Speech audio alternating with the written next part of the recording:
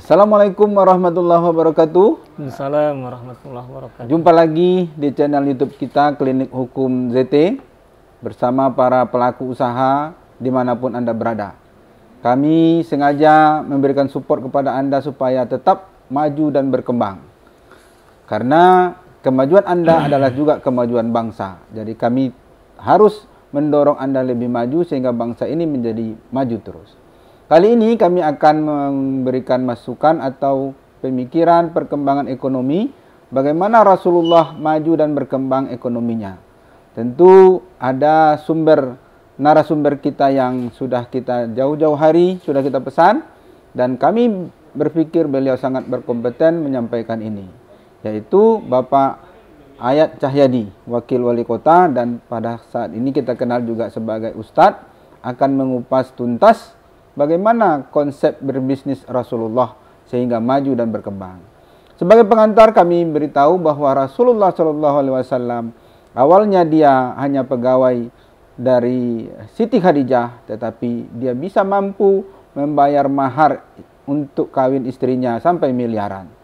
Bagaimana kunci sukses ini bisa kita pelajari sehingga kita pun maju dan berkembang. Untuk itu kami mau nanya sedikit ya Pak Ustadz. Oke, ya. Bahwa Rasulullah itu dalam mengelola usahanya kira-kira bagaimana supaya bisa berkembang? Ya, jadi pertama ajaran agama Islam ya di sini langsung dicontohkan oleh Rasulullah SAW. Iya. Ini sangat memuliakan pedagang. Memuliakan pedagang. Ya, makanya beberapa ayat-ayat Al-Quran itu tentang dagang. Ya. Misalnya kalau kita perhatikan surat yang sering dibaca ya Kamis malam Jumat, baca surat Al-Jumu'ah karena besoknya hari Jumat kan. Iya. Ya.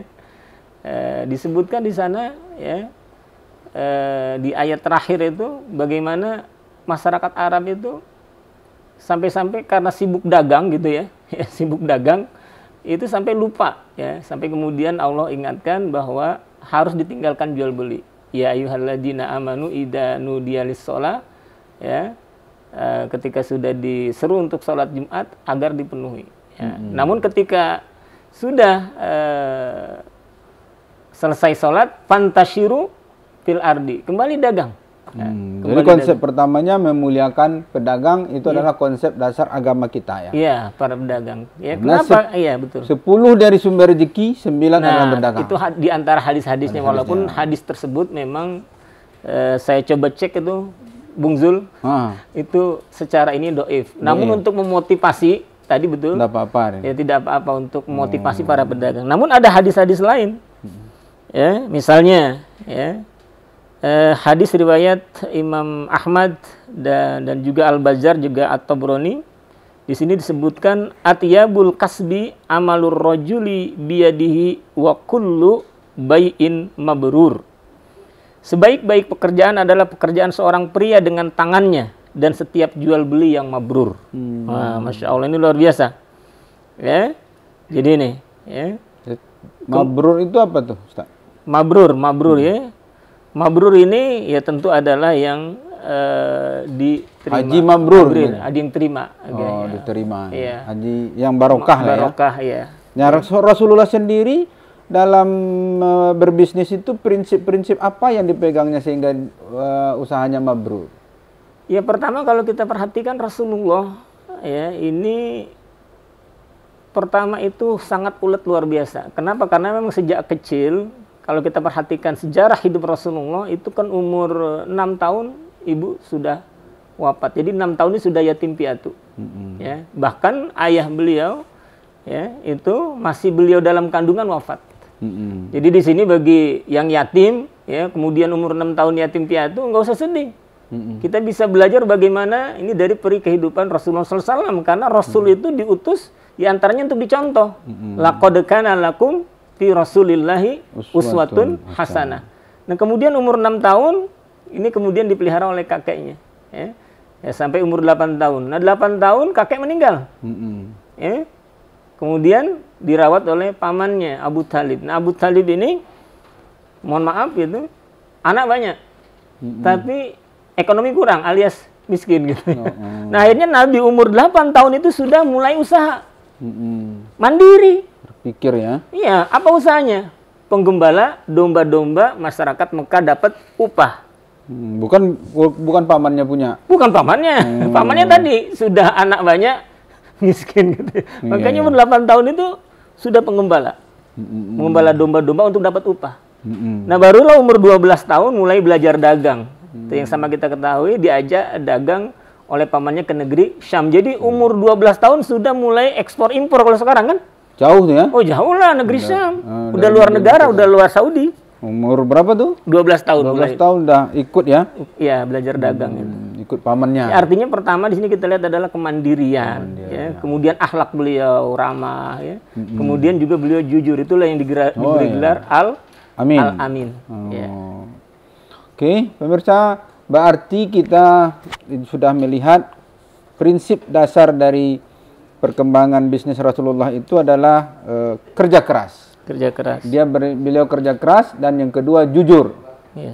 Jangan sampai dalam berusaha itu bohong. Kalau memang kurang bagus, bilang kurang bagus. Iya. Kalau memang bagus, bilang bagus. Nah, ini ada hadisnya, Bung Zul. Ya. Ya.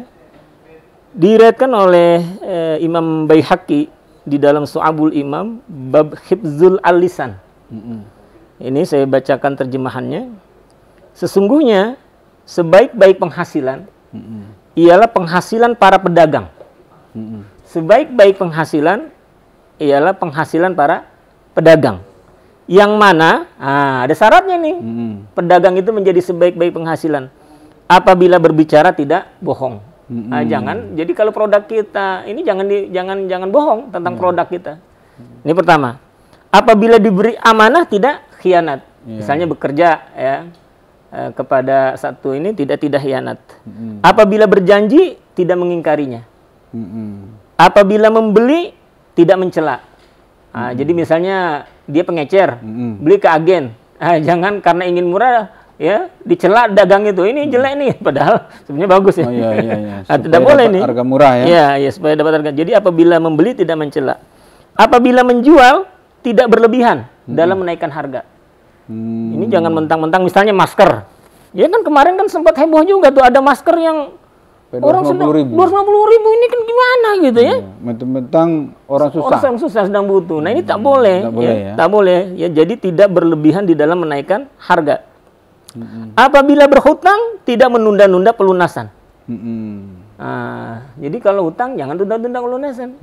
Segera bayar. Kalau ada. Iya, makanya tidak menunda-nunda. Dan apabila menagih hutang, misalnya Pak Zul ngasih hutang ke saya. Apabila menagih hutang tidak memperberat orang yang sedang kesulitan. Ini prinsip-prinsip. Kalau ini diamalkan, insya Allah. Insya Allah ya. Sukses ya. Baiklah. Mitra ZT dimanapun Anda berada, sungguh banyak prinsip-prinsip yang sudah kita dengar dari narasumber kita. Mungkin ini sangat bermanfaat bagi kita semua, karena di dalam apa yang disampaikan tadi betul-betul akan menjadikan Anda menjadi pengusaha yang ulet. Karena di sini ada prinsip yang dibuatkan oleh Rasulullah, bekerja keras. Berarti kalau sudah bangun paginya jam 6 itu berarti bukan bekerja keras, tapi harus bangun lebih awal. Ada sebuah cerita, ini cerita sedikit Ustaz. Nah, ada 2 orang anak yang diberi bekal sama ibunya untuk merantau.